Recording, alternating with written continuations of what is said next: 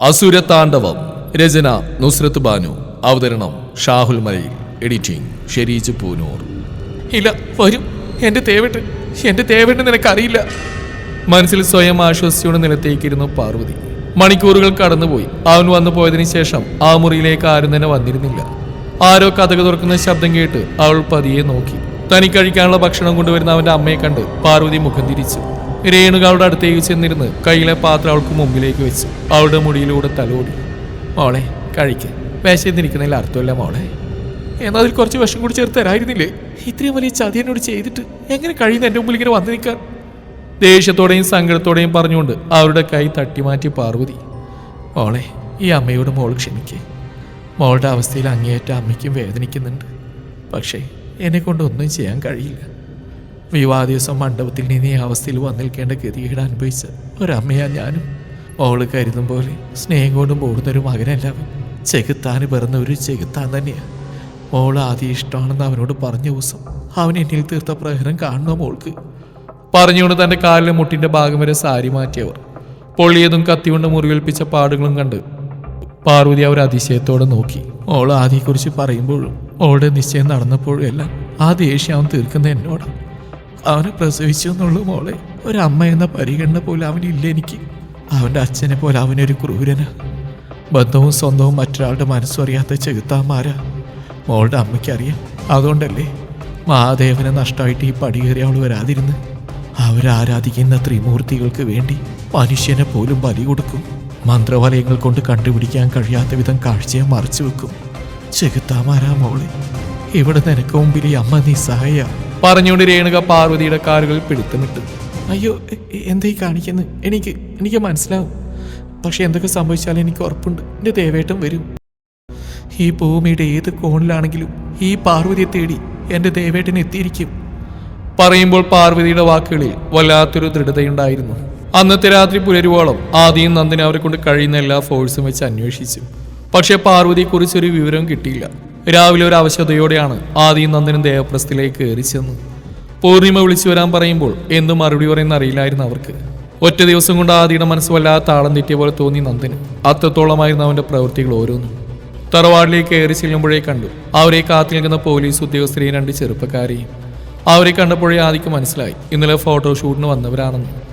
ആദിയെ കണ്ടപാടെ പൂർണിമയും പല്ലവി അവന്റെ അടുത്തേക്ക് ഓടിച്ചെന്നു. മോനെ, എൻ്റെ മോളെ കുറിച്ച് വല്ലതും അറിഞ്ഞ മോനെ? ഇല്ലാണ്ടി, ഈ നേരം വരെ ഞങ്ങൾ അന്വേഷിച്ചു നടന്നു. പക്ഷേ പൂർണിമ സാരി തുമ്പുകൊണ്ട് വാപ്പുത്തി വിങ്ങിപ്പൊട്ടി കരഞ്ഞു. ഈ സമയം എസ് ഐയുടെ അടുത്തേക്ക് വന്നു. സർ, ഇവരിന്നലെ അവിടെ ഫോട്ടോസും വീഡിയോസും എടുക്കാൻ വന്നവരാ. ഇവർക്കും ചെറിയ പരിക്കുകൾ പറ്റിയിരുന്നു. എങ്കിലും വലിയ കുഴപ്പമില്ലാത്തതുകൊണ്ടാണ് ഇങ്ങോട്ട് കൂട്ടിക്കൊണ്ടു വന്നത്. ഇവരുടെ കയ്യിൽ മണ്ഡപത്തിൽ തീപിടിക്കുന്നവരെയുള്ള വീഡിയോസ് ഉണ്ട്. ഞങ്ങളത് ചെക്ക് ചെയ്തു. പക്ഷേ ഞങ്ങൾക്ക് സംശയിക്കാൻ പാകത്തിനൊന്നും തന്നെ കാണാൻ കഴിഞ്ഞിട്ടില്ല. ഇനി നിങ്ങൾ വേണമെങ്കിൽ സംശയിക്കുന്ന രീതിയിൽ നിങ്ങൾക്ക് വല്ല ശത്രുക്കളോട് വന്നിരുന്നോ എന്ന് നോക്കാം. CCTV ദൃശ്യങ്ങൾ നിങ്ങളും കണ്ടല്ലേ? അതിൽ പ്രത്യേകിച്ചൊന്നും കാണാൻ പറ്റിയില്ല. പിന്നെ തീപടന്നോടെല്ലാം കംപ്ലൈൻ്റ് ആയി. ഇനി ഇതും കൂടെ നോക്കിയിട്ട് നിങ്ങൾ പറഞ്ഞാൽ ഓക്കെ സാർ, ഞങ്ങൾ നോക്കിക്കോളാം. നന്ദനായിരുന്നു മറുപടി പറഞ്ഞു. അകത്തേക്ക് കയറി ടേബിളിൽ ലാപ്ടോപ്പ് വെച്ചു. അതിലുള്ള വീഡിയോസും ഫോട്ടോസും എല്ലാം ചെക്ക് ചെയ്തു. സംശയിക്കത്തക്ക രീതിയിൽ ഒന്നും തന്നെ കാണാൻ കഴിഞ്ഞില്ല. ആദ്യ സിസ്റ്റത്തിൽ നിന്ന് ദേഷ്യത്തോടെ മുഷ്ടിയുരുട്ടി കൈ തലയിൽ വെച്ചു. മോനെ, എൻ്റെ മോളെ എവിടെ പോയിടാ തിരയേണ്ടു. സന്തോഷം എന്താണെന്ന് അറിഞ്ഞു തുടങ്ങിയത് അപ്പോഴേക്കും എൻ്റെ മോള്. ആദിയുടെ ചുമലിൽ കൈ ചേർത്ത് കരഞ്ഞ് സാരിത്തുമ്പാൽ മുഖം പൊത്തി പൂർണിമ. എന്തു പറയുന്നറിയാതെ ആദി വല്ലാത്തൊരവസ്ഥയോടെ കണ്ണുകൾ അടച്ച് വിങ്ങിപ്പൊട്ടി കരയുന്നതിനിടെ തുറന്നു വെച്ചിരിക്കുന്ന ലാപ്ടോപ്പിലെ ഫോട്ടോയിലേക്ക് പൂർണിമയുടെ മിഴികൾ പതിഞ്ഞു. ഒരു നിമിഷം അതിലേക്ക് നോക്കിയെന്ന് മിഴികൾ മാറ്റിയതും എന്തോ കണ്ട പോലെ വീണ്ടും ഒന്നുകൂടെ അതിനടുത്തേക്ക് മുഖമടുപ്പിച്ച് നോക്കി. മണ്ഡപത്തിലിരിക്കുന്ന പാർവതി ഇമവട്ട നോയിക്കൊണ്ട് നിൽക്കുന്ന മഹിയെ. എന്നാൽ പൂർണിമയിൽ അപ്പോഴും തറഞ്ഞെന്ന് അവൻ്റെ കൈവിരലായിരുന്നു. അവൻ്റെ വലത്തെ കൈപ്പത്തിൽ ചെറുവിരലിനോട് ചേർന്ന 6 വിരലുകൾ. ഓർമ്മകൾ പിറകിലേക്ക് പോയി. ഏട്ടൻ്റെ കുഞ്ഞിനെ മടിയിലിരുത്തി കളിപ്പിക്കുമ്പോൾ കാണുന്ന അവൻ്റെ കൈകളിൽ 6 വിരലുകൾ. അന്ന് അവസാനമായി ഇവിടെ വരുമ്പോൾ അവൻ്റെ നോട്ടം എല്ലാം മനസ്സിലേക്ക് തെളിഞ്ഞു വരും തോറും പൂർണിമയുടെ മിഴികൾ അവനിലേക്ക് വീണ്ടും നോട്ടമിട്ടു. പതിയെ അവളുടെ ചുണ്ടുകൾ മൊഴിഞ്ഞു. പൃഥ്വിഞ്ജൻ. പൂർണിമയുടെ വാക്കുകൾ കേട്ട് ആദ്യം തൻ്റെ മിഴികൾ വലിച്ചു തുറന്നു. പകപ്പോടെ ലാപ്ടോപ്പിലേക്ക് നോക്കി നിൽക്കുന്ന പൂർണിമയെ നോക്കി സംശയത്തോടെ ഉറ്റുനോക്കി. പൂർണിമ ആദിയെ നോക്കി. മോനെ, ഇവനേതാ? പൂർണിമ ചോദിച്ചു കേട്ട് ആദ്യം നന്ദിന് ഒരുപോലെ അത്ഭുതപ്പെട്ടു. അമ്മയ്ക്ക് ഇവനറിയില്ലേ? പല്ലവി സംശയത്തോടെ ചോദിച്ചുകൊണ്ട് ആദ്യം പല്ലവിയെ വിളിച്ചു. അമ്മ കണ്ടില്ലേ നിശ്ചയത്തിൻ്റെ അന്ന്? ചിലപ്പോൾ തിരക്കിൽപ്പെട്ട് കണ്ടു കാണില്ല. ഇതാമ്മ ഞങ്ങൾ പറയാനുള്ള മഹിയേട്ടൻ. മഹി? ഇല്ല, ഇല്ല മോനെ, ആദി, എൻ്റെ ഊഹം ശരിയാണെങ്കിൽ ഇത് അവനാ, പൃഥ്വി, എൻ്റെ ഏട്ടൻ്റെ മകൻ. പല്ലവിയും കീർത്തിയും നന്ദനും ആദിക്കും പൂർണിമ പറയുന്നത് കേട്ട് വിശ്വസിക്കാൻ കഴിഞ്ഞില്ല. അമ്മ എന്തൊക്കെയാ പറയുന്നത്? ഞങ്ങൾക്ക് മനസ്സിലാവുന്നില്ല. കീർത്തി പൂർണിമയെ നോക്കി പറഞ്ഞുകൊണ്ട് മുന്നോട്ട് വന്നു. ഒരു മിനിറ്റ്, ഞാൻ മയ്യേട്ടനെ വിളിച്ചു നോക്കട്ടെ. പറഞ്ഞുകൊണ്ട് കീർത്തി ഫോൺ എടുത്ത് മൈക്ക് കോൾ ചെയ്തു. ഛേ, എന്താ കീർത്തി, കിട്ടുന്നില്ലേ? നന്ദേട്ട ഈ നമ്പർ നിലവില്ലെന്നാ പറയുന്നത്. ഇന്നലെ വരെ കിട്ടിയിരുന്നാ? കിട്ടില്ല. എനിക്ക് ഉറപ്പാ മോനെ, ഇത് അവൻ തന്നെയാ. കണ്ടോ, അവൻ്റെ കയ്യിൽ ഈ 6 വിരലുകൾ, ഇത് അവൻ്റെ കൈകൾ തന്നെയാ. എത്രയ്ക്കായാലും അവനെ ഈ മടിയിൽ വെച്ചല്ലേ ഞാൻ കൊണ്ടുനടന്ന്. പൂർണിമയുടെ വാക്കുകൾ കാതിൽ പതിക്കും തോറും ആദിയുടെ മുഖം രക്തവർണ്ണമായി.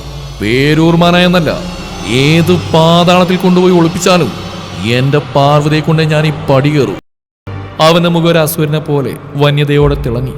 കാറ്റുപോലെ കാറിൽ കയറി അവന്റെ കാറ് തറവാണ്ട് ഗേറ്റ് കടന്ന് ചീറിപ്പാഞ്ഞു. നന്ദൻ ഓടിച്ചെന്നപ്പോഴേക്ക് അവന്റെ കാറ് ഗേറ്റ് കടന്ന് പോയിരുന്നു. ആദി, ദാ ഞാൻ വരാം. പുറകിൽ നിന്ന് നന്ദൻ വിളിച്ചു പറഞ്ഞെങ്കിലും അവന്റെ കാറ് ചീറിപ്പാഞ്ഞു പോയി. തന്റെ മുമ്പിൽ ആരോ വന്നു നിൽക്കുന്ന പോലെ തോന്നിയ പാർവതി പതിയെ കണ്ണുകൾ തുറന്നു. താൻ ഇതുവരെ കാണാത്ത ഒരു മുഖം അവൾ ഉറ്റുനോക്കി സംശയത്തോടെ. മോൾക്ക് ഈ മാമനെ മനസ്സിലായില്ലേ മോളെ? നിന്റെ അമ്മാവൻ തന്നെയാ മോളെ ഞാൻ. കനമുള്ള ആ ശബ്ദം കേട്ടതും പാർവതി അയാൾ ആദ്യമായി താൻ കാണുന്ന ലാഘവത്തോടെ നോക്കി. അയാളുടെ വേഷവും ഭാവവും കഴുത്തിലും കൈകളിലുമെല്ലാം പല നിറത്തിലുള്ള ചരടുകളും ഏലസുകളുമെല്ലാം കണ്ട് പകപ്പോടെ നിന്നു പാർവതി. അമ്മാവനെ ഇതിനു മുമ്പ് കണ്ട് പരിചയമില്ലല്ലേ മോളെ? സാരമില്ലേ കുട്ടി, ഇനി അങ്ങോട്ട് പരിചയമായിക്കോളും. നിന്റെ അമ്മയെപ്പോലെ തന്നെ നീയും സുന്ദരിയാ. അതാണല്ലോ അവൻ്റെ മനസ്സ് നീ കീഴടക്കിയത്. അവൻ്റെ ആഗ്രഹങ്ങൾക്കൊന്നും ഞാൻ എതിര് നിൽക്കാറില്ല. അതുകൊണ്ടാ അവളുമായിട്ട് എല്ലാ ബന്ധവും അവസാനിപ്പിച്ചിട്ടും നിന്നെ അവന് വേണമെന്ന് പറഞ്ഞപ്പോൾ ഞാൻ സമ്മതിച്ചത്. ഏതായാലും ഇന്നിവിടെ ഒരു പൂജ നടക്കുകയാണ്. അത് കഴിഞ്ഞാലുടൻ ഞങ്ങളുടെ ത്രിമൂർത്തികളുടെ മുമ്പിൽ വെച്ച് അവൻ നിന്നെ താലി ചാർത്തും. ഒരു തടസ്സവും കൂടാതെ എല്ലാം ഭംഗിയായിട്ട് അവസാനിക്കാൻ പ്രാർത്ഥിക്കും മോളെ. ഒരു പുഞ്ചിരിയോടെ അവൾ നോക്കി പറഞ്ഞുകൊണ്ട് അയാൾ മുറിയിൽ നിന്നും പുറത്തേക്ക് പോയി. പാർവതി നിറഞ്ഞൊഴുകുന്ന മിഴികളോടെ നിലത്തേക്ക് ഊർന്നിരുന്നു. അല്പനേരം കഴിഞ്ഞതും ആ മനയുടെ മുക്കിലും മൂല്യമായി കേൾക്കുന്ന മന്ത്രങ്ങൾ പാർവതിയുടെ ഉള്ളിൽ അതുവരെ ഇല്ലാത്തൊരു ഭയം നിറഞ്ഞു. പതിയെണീറ്റ് ആ മുറിയുടെ കതക് തുറക്കാൻ ശ്രമിച്ചു. എന്നാൽ അതെല്ലാം പുറത്തുനിന്ന് ലോക്കായിരുന്നു. എന്ത് ചെയ്യണമെന്നറിയാതെ വിങ്ങിപ്പൊട്ടി കരഞ്ഞു പാർവതി. ഈ സമയം ഡോറ് മറക്കെ തുറന്നു വന്നു പാർവതി അങ്ങോട്ട് നോക്കി. രേണുകയെ കണ്ടത് അവൾ ഓടിച്ചെന്നു. ആർക്കുമ്പിൽ കൈകൂപ്പി കാലിലേക്ക് വീണു. അമ്മയെ പോലെയാണ് ഞാൻ കണ്ടിട്ടുള്ളൂ. എന്നോട് ഈ ക്രൂരത ചെയ്യരുത്. ഞാൻ എൻ്റെ ദേവേട്ടൻ്റെ പെണ്ണ.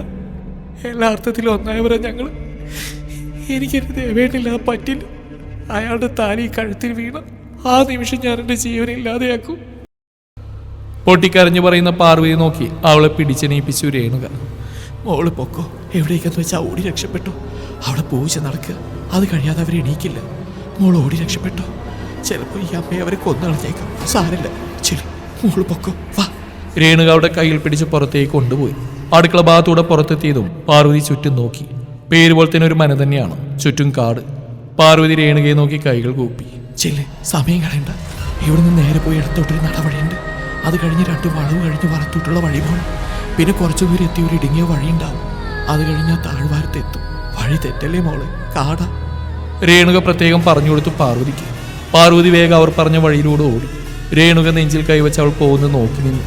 ഒന്ന് ശ്വാസമെടുത്ത് തിരിഞ്ഞതും പുറകിൽ വലിഞ്ഞു മുറുകിയ മുഖത്തോട് നിൽക്കുന്ന പൃഥ്വിനെ കണ്ടു. അവർ ശ്വാസമെടുക്കാൻ കഴിയാതെ തറഞ്ഞുപോയി. പറഞ്ഞു വിട്ടല്ലേ, വെറുതെ അവളെ എവിടെ പോവാൻ? ഈ തെറ്റിനുള്ള ശിക്ഷ നിങ്ങൾക്ക് ഞാൻ തിരികെ വന്നിട്ട്. അലറിക്കൊണ്ട് അവന്റെ സേവനക്കാരായ 4 പേരെയും വിളിച്ച് പുറത്തേക്ക് ചാടിയിറങ്ങി.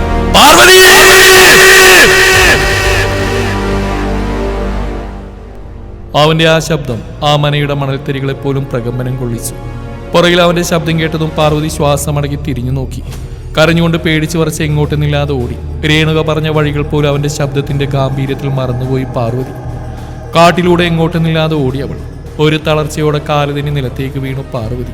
ആരുടെയോ കാൽപാദങ്ങൾ കണ്ടതും അവൾ ആവശ്യതയോടെ മുന്നോട്ട് നോക്കി. താൻ ഇന്ന് ഒരു നേരത്തെ ഭക്ഷണം കൊടുക്കുന്ന ആ ഭ്രാന്തിനെ കണ്ടതും പാർവതി ആൾക്ക് നേരെ കൈകൂപ്പി. രക്ഷിക്കണം, എന്നെ രക്ഷിക്കണം. അവൾ തന്നെ ഉറ്റുനോക്കി തന്റെ ഭാണ്ഡത്തിൽ നിന്നൊരു കുപ്പിയെടുത്ത് അതിലെ വെള്ളം അവൾ നേരെ നീട്ടി. ആവശ്യത കൊണ്ട് ഒന്നും നോക്കാതെ ആ വെള്ളമായി കുടിച്ചു പാർവതി. അയാളൊന്നും മിണ്ടാതെ മുന്നോട്ട് നടക്കാൻ ഒരുങ്ങി. എന്നെ രക്ഷിക്കണം, ഞാൻ ഒറ്റക്കായി കാട്ടിൽ, എനിക്ക് വഴിയറിയില്ല, എന്നെ രക്ഷിക്കും. കരഞ്ഞുകൊണ്ട് നടന്നിരുന്ന ആ ഭ്രാന്തിനെ നോക്കി പറഞ്ഞു പാർവതി. ഒരു നിമിഷം അയാൾ നടത്ത അവസാനിപ്പിച്ചു. അവളെ തുറിച്ചു നോക്കി. വിങ്ങിപ്പൊട്ടി കരയുന്നവളെ നോക്കി തിരികെ നടന്നു വന്നു. അവളുടെ കയ്യിൽ പിടിച്ച് എണീപ്പിച്ചു. അവളുടെ കയ്യിൽ പിടിച്ച് താഴേക്ക് നടന്നു. ചുറ്റും കണ്ണോടിച്ച് അവളെയും കൊണ്ട് ഓടാൻ തുടങ്ങിയ അയാൾ ഒരു ഭ്രാന്തനാണെങ്കിലും ഈ സമയം പാർവതിക്ക് അയാൾ ഒരു ദൈവതുല്യനായി തോന്നി. കുറച്ചു ദൂരമെത്തിയത് ആരോ മുന്നിലേക്ക് ചാടി വീണു. മുന്നിലെ കാഴ്ചയിൽ പാർവതി തറഞ്ഞുപോയി. വല്ലാത്തൊരു ഭാവത്തോടെ നിൽക്കുന്ന പൃഥ്വിനെ കണ്ട അവൾ പേടിയോടെ ആ ഭ്രാന്തിന്റെ പുറകിൽ നിന്നു. തിന്ന ചോറിന്റെ നന്ദി കാണിച്ചതാവും അല്ലേടാ ഭ്രാന്ത. ചെകുത്താന്റെ ഭാഗത്തോടെ പറഞ്ഞുകൊണ്ട് അടുത്ത നിമിഷം അരയിലെ വാളെടുത്ത് അയാളുടെ കഴുത്തിലേക്ക് ആഞ്ഞു വെട്ടി. തന്റെ മുന്നിൽ അറ്റു വീണ അയാളുടെ ശിരസ് കണ്ട് പാർവതി അലറി വിളിച്ചു. പേടിച്ച് വിറച്ച് കണ്ണുകൾ പുറത്തേക്ക് തള്ളി പാർവതി ശ്വാസമെടുക്കാൻ കഴിയാതെ അറ്റുവീണ ശിരസിലേക്കും പിടയുന്ന ഉടലിലേക്കും ഭീതിയോടെ നോക്കി. അലറി വിളിച്ച് പാർവതി എങ്ങോട്ടുമില്ലാതെ ഓടി. അവന്റെ അട്ടാസം പുറകിൽ നിന്ന് കേൾക്കും തോറും പാർവതിയുടെ ഓട്ടത്തിന്റെ വേഗത കൂടി.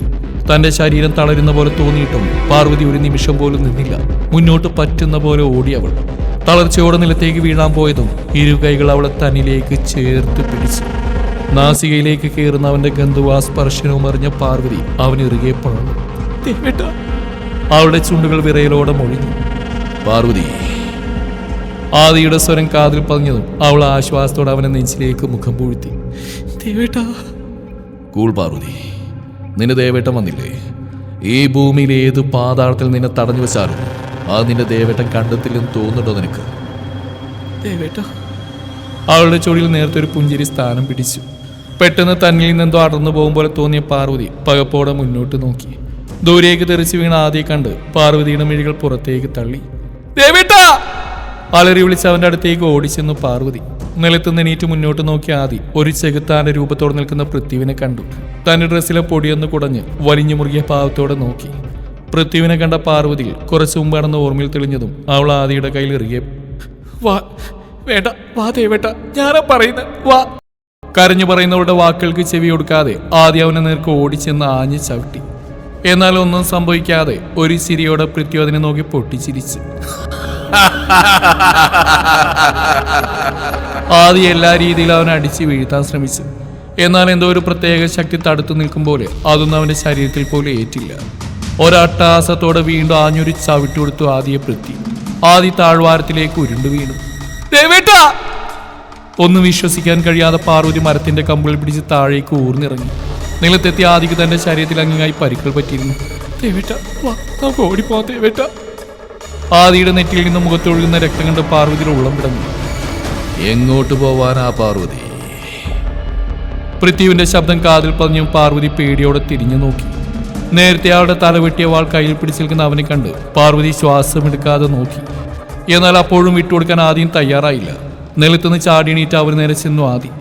പെട്ടെന്നുള്ള തളലിൽ പൃഥ്വി പിറകിലേക്കൊന്ന് വേച്ചു പോയെങ്കിലും പരസ്പരം പോരുകോഴികളെ പോലെ അവർ അടികൂടി. അവന്റെ ദുർമന്ത്ര ശക്തികൾ കൊണ്ട് ആദിക്ക് അവന് മുമ്പിൽ തോറ്റുപോകുന്ന പോലെ തോന്നി. ആദിയുടെ അവസ്ഥ കണ്ട പാർവതി എന്ത് ചെയ്യണമെന്നറിയാതെ വാവിട്ട് കരഞ്ഞു. ഒരു നിമിഷം ആദിയുടെ പിറകിലേക്ക് നോക്കിയ പാർവതി വിളറി വെളുത്തു. ആഴമേറിയ കുത്തിയൊലിക്കുന്ന വെള്ളച്ചാട്ടം. അതിന്റെ അറ്റത്തേക്ക് എത്താറായ ആദിയുടെ മുമ്പിൽ വാൾ പിടിച്ചു നിൽക്കുന്ന പൃഥ്വിനെ കണ്ട് പാർവതി ഓടിച്ചെന്നു. ദേവേട്ടാ! ആദിയുടെ ശിരസിന് നേരെ വാൾ വീശാൻ നിന്ന് ആദിക്കുമ്പിലേക്ക് കയറി നിന്നു പാർവതി. വേണ്ട വേണ്ട. അവന് മുമ്പിൽ നിന്ന് കൈകൂപ്പി പാർവതി. അവന്റെ ചെകുത്താന്റെ രൂപ അവളെ നോക്കി പൊട്ടിച്ചിരിച്ചു. പറഞ്ഞില്ലേ പാർവതി, ഞാൻ എന്റെ മുമ്പിൽ തടസ്സമായി വന്ന എന്റെ മൂർത്തികൾക്ക് ഞാൻ ഇവനെ ബലി കൊടുക്കുമെന്ന് പാർവതി അരുതെന്ന് തലയാട്ടി അവനോട് പറഞ്ഞു. ഈ സമയം ആദ്യം തന്റെ അവശതയിലും അവന്റെ മുമ്പിൽ കൈകൂപ്പിയ പാർവതിയുടെ കൈകൾ പിടിച്ച് താഴ്ത്തി. എന്റെ ശ്വാസം നിലക്കാതെ അവന് നിന്നെ ഒന്നും ചെയ്യില്ല പാർവതി. ആദിയുടെ ഉറച്ച വാക്കുകൾ കേട്ട പൃഥ്വി. എന്റെ മൂർത്തികളെ! അലറി മേലേക്ക് കൈകൾ പിടിച്ചു പറഞ്ഞുകൊണ്ട് ആദി ആഞ്ഞു ചവിട്ടി. പിറകിലേക്ക് തെറിച്ച് ആദി കുത്തിയൊലിക്കുന്ന വെള്ളച്ചാട്ടത്തിലേക്ക് വീണു.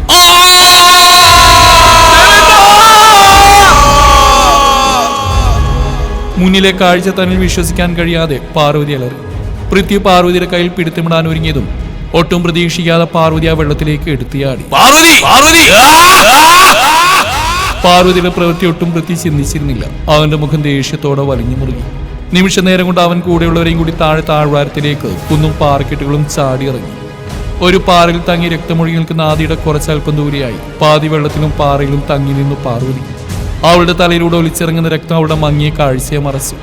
ആദിയുടെ മുഖം മങ്ങിയ പോലെ ഒന്ന് കണ്ടെങ്കിലും നിമിഷ നേരം കൊണ്ട് ആ മിഴികൾ കൂമ്പി അടഞ്ഞു. താഴെയെത്തിയ പൃഥ്വിയും കൂട്ടരും ആദിയെ കണ്ടൊന്ന് നോക്കി. പൃഥ്വി തന്റെ കാലുകൊണ്ട് അവനിന്ന് തട്ടി നോക്കി.